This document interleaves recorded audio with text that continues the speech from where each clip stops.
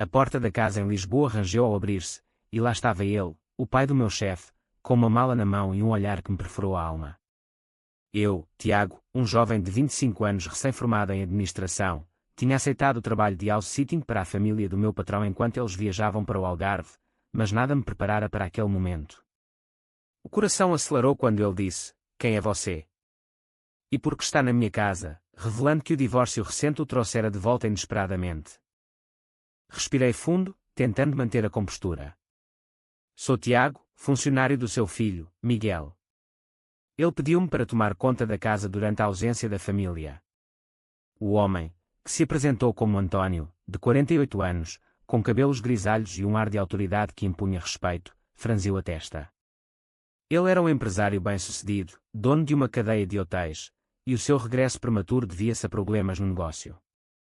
"Bem, agora estou aqui. Pode ficar se quiser, mas não interfira na minha rotina." Os dias seguintes foram uma montanha-russa de emoções. António era um homem conservador, criado numa família tradicional portuguesa, onde valores católicos e expectativas sociais ditavam o rumo da vida. Ele falava pouco, mas observava tudo. Eu, por outro lado, lutava com a minha identidade há anos. Cresci em Porto, numa família de classe média onde o pai era mecânico e a mãe professora, e desde adolescente sentia atração por homens, algo que escondia como um segredo vergonhoso. Em Lisboa, trabalhando numa empresa de consultoria, tentava viver discretamente, mas a solidão pesava.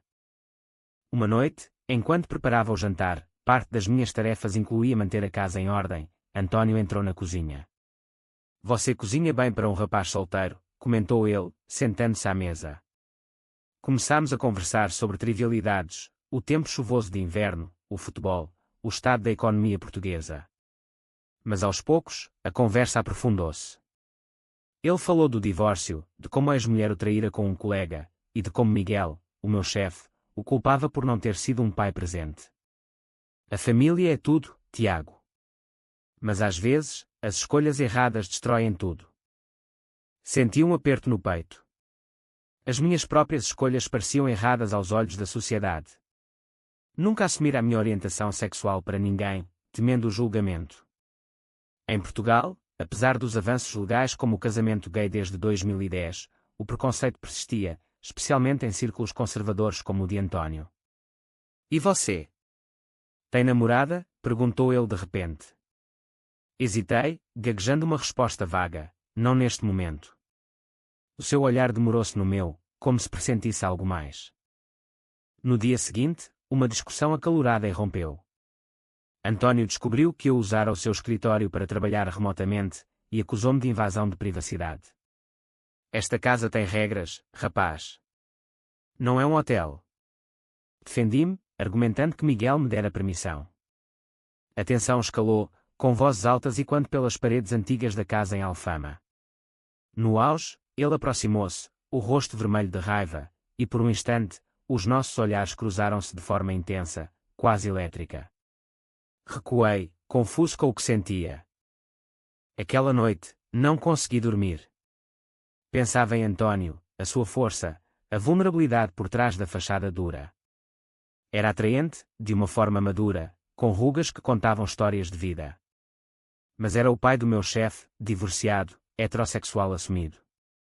Qualquer sentimento seria loucura. No entanto, o isolamento da casa amplificava tudo. Comecei a questionar as minhas decisões, porque aceitara este trabalho. Para ganhar dinheiro extra, sim, mas talvez para fugir da minha vida vazia. Pela manhã, António pediu desculpas. "Fui rude ontem. O divórcio deixou-me amargo." Aceitei, e propus uma trégua. Passámos o dia a arrumar a casa juntos, e ele abriu-se mais. Contou sobre a juventude em Coimbra, os sonhos de construir um império, o casamento arranjado por pressão familiar. "A sociedade espera que sejamos perfeitos, Tiago. Mas ninguém é." As suas palavras ecoaram em mim. Eu também vivia sob expectativas, ser o filho perfeito, o empregado modelo, esconder quem era. À medida que os dias passavam, uma amizade improvável nascia. Partilhávamos refeições, discutíamos política, ele conservador, eu mais liberal, e ríamos de anedotas. Mas por baixo, uma tensão crescia. Notava os seus olhares prolongados, a forma como tocava no meu ombro ao passar. Era imaginação. Ou algo real. O conflito interno consumia-me, desejar alguém proibido, arriscar tudo. Uma tarde, enquanto caminhávamos pelo bairro, António confidenciou: sinto-me sozinho há anos. O casamento foi uma fachada. Perguntei porquê. Porque nunca amei verdadeiramente. Sempre segui o que os outros esperavam. O meu coração disparou. Era o momento. Mas calei-me, temendo as consequências. A chuva caía torrencialmente sobre Lisboa, confinando-nos à casa. António trabalhava no escritório, e eu tentava focar no meu laptop, mas os pensamentos vagueavam. Recordava a minha adolescência, o primeiro crush por um colega de escola, o pânico ao perceber que era diferente. Os pais, devotos católicos, falavam de pecado, de família tradicional. Em universidade, experimentei namoros secretos, mas o medo de rejeição impedia compromissos. António interrompeu os meus devaneios. Tiago, preciso de falar. Sentámo-nos na sala, com o som da chuva como pano de fundo. Ele revelou que descobrira e-mails antigos no computador, onde Miguel mencionava preocupações com a minha vida pessoal. O que significa isso? Perguntou. Congelei. Miguel, o meu chefe, sabia. Não, impossível. Mas António insistia: seja honesto. Eu vi como me olha. O pânico invadiu-me. Neguei, mas as palavras saíram tremidas. Não é nada.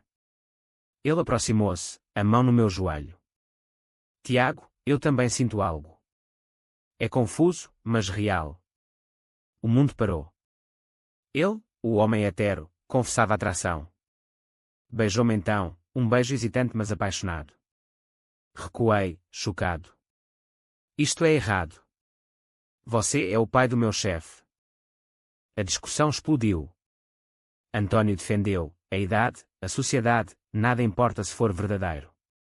Mas eu via os riscos: perda de emprego, escândalo familiar, rejeição social. Em Portugal, apesar da tolerância crescente, famílias conservadoras como a dele podiam destruir vidas. Pense no Miguel, gritei. Ele rebateu: Miguel é adulto. E eu mereço felicidade após anos de mentiras. Passei a noite em agonia. O beijo despertara desejos reprimidos, mas o medo paralisava. Liguei para um amigo, Pedro, o único que sabia da minha orientação. Tiago, cuidado. Isso pode acabar mal. Concordei, mas o coração traía a razão. No dia seguinte, evitei António. Ele tentou aproximar-se, mas mantive distância. Precisamos conversar, insistiu. Relutante, ouvi. Ele falou da sua juventude, pressões para casar, filhos, sucesso. Nunca explorei quem sou realmente. Contigo, sinto liberdade. As palavras tocaram-me. Eu também vivia preso. Mas a realidade bateu à porta. Miguel ligou, anunciando regresso antecipado devido a uma emergência familiar. Pânico. O pai está aqui, avisei. Miguel surpreendeu-se: o quê? Ele devia estar no Porto. Explicou que António fugira de problemas legais no negócio. A tensão aumentou. António confessou: os hotéis enfrentavam falência, e ele voltara para vender a casa. Não contei a ninguém. Senti traição. Usaram-me como distração. Não, defendeu. Isto é real. Mas duvidava. Uma confrontação com Miguel aproximava-se. Ele chegou à noite, furioso ao ver o pai. Por que voltaste? E tu, Tiago, por que não avisaste? Expliquei, mas Miguel acusou-me de conluio. A família reuniu-se, a mãe, ex-mulher, veio também. Acusações voaram: divórcio, falência, segredos. No meio do caos, António defendeu-me. Tiago é inocente. Mas os olhares suspeitos cresceram. Miguel, conservador como o pai, pressentia algo. Há algo entre vocês. Negamos, mas a mentira pesava. Aquela noite, sozinho no quarto de hóspedes, chorei. As escolhas: fugir ou enfrentar. Decidi confrontar António. Isto acaba aqui. É perigoso. Ele implorou, dá-nos uma chance. Mas o medo venceu. Os dias tornaram-se um inferno. A família em crise, discussões sobre venda da casa, partilha de bens. Eu, preso no meio, via o sofrimento de todos.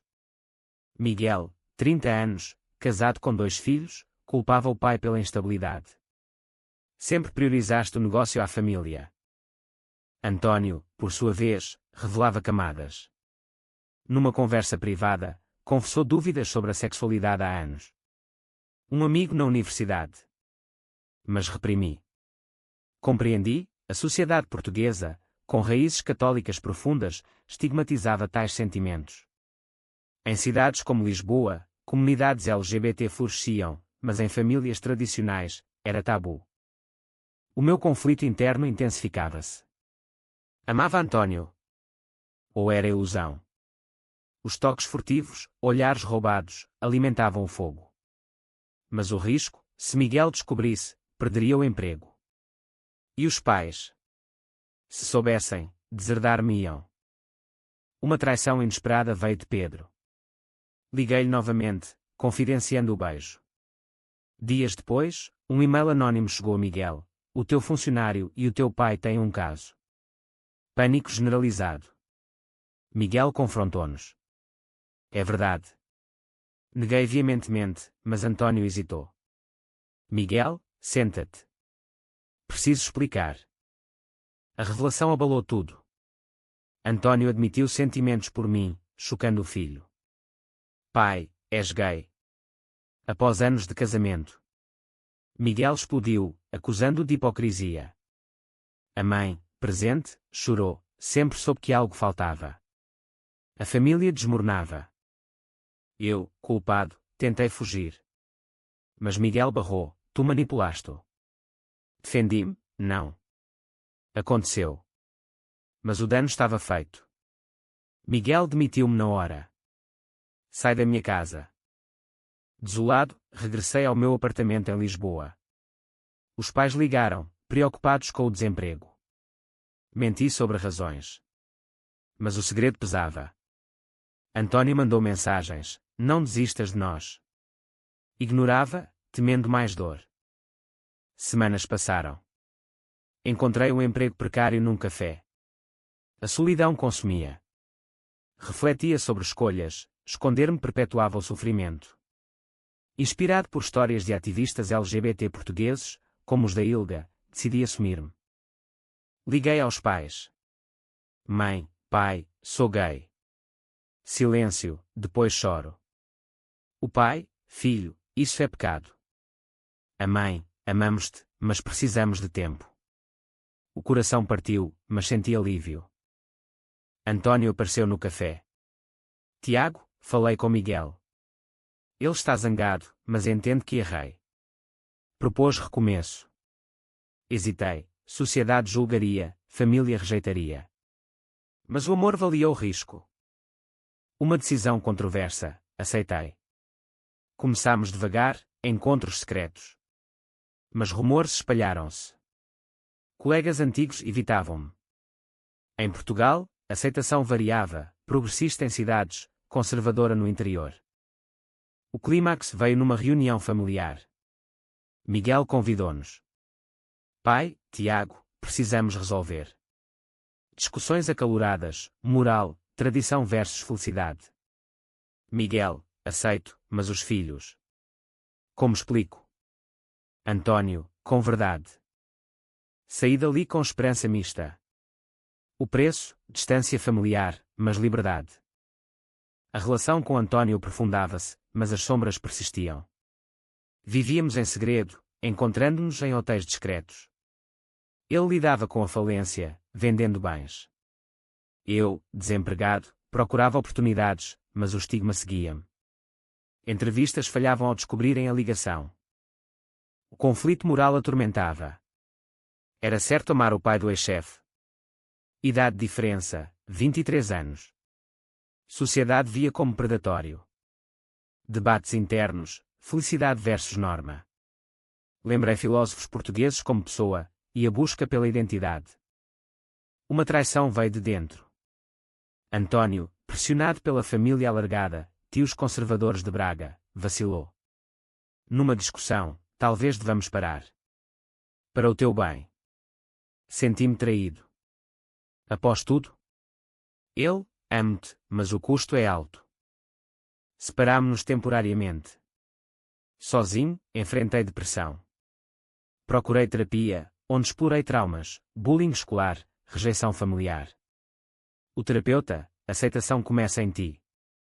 Os pais visitaram Lisboa. O pai, rígido, isso é fase. Casa com uma rapariga. A mãe mediava. Discutimos horas, Bíblia versus amor. Saíram sem resolução, mas com promessa de diálogo. António regressou, arrependido. Não aguento sem ti. Reatamos, mas com condições, transparência. Decidimos assumir publicamente. Num jantar com amigos, apresentei-o, reações mistas, apoio de alguns, choque de outros. Um amigo, é corajoso, mas arriscado. Miguel contactou. Pai, preciso de ti nos negócios. Reunião tensa. Ele aceitava relutantemente, mas pedia discrição pelos filhos. Sociedade não perdoa. António rebateu, vive para mim agora.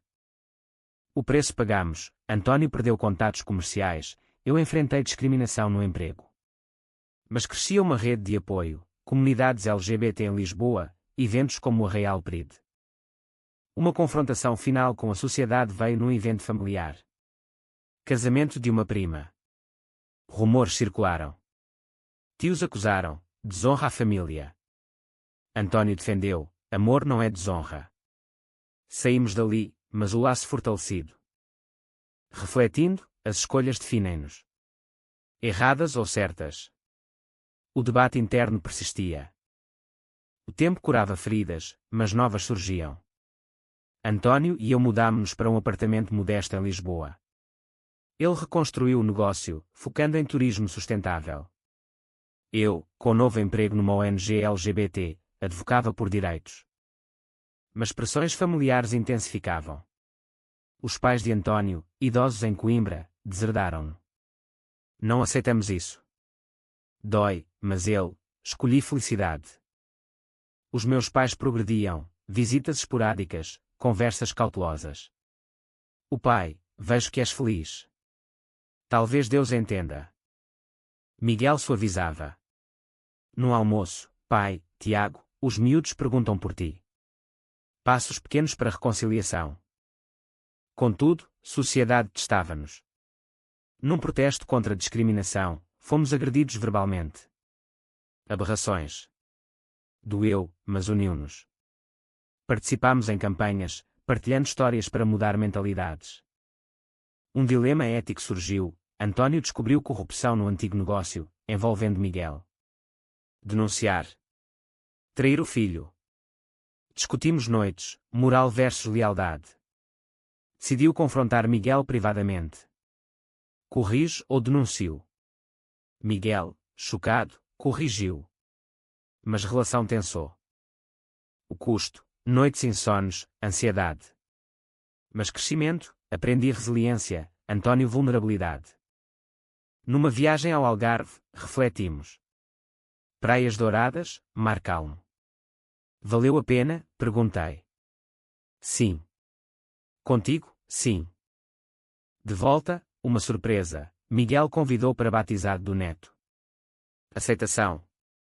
Ou armadilha. Fomos, tensos. Família recebeu-nos friamente, mas sem hostilidade. Miguel, para as crianças, família é amor. Esperança renasceu. Mas realismo, batalhas continuavam. Os anos passaram, mas as cicatrizes permaneciam.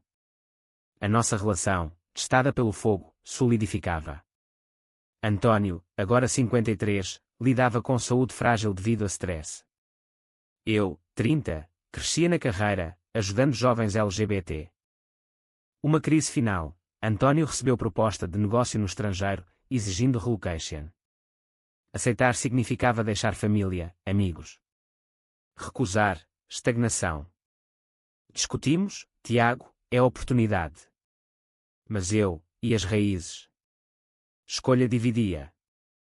Familiares opinaram, Miguel apoiava Ida, pais meus opunham. Conflito interno, segurança versus aventura.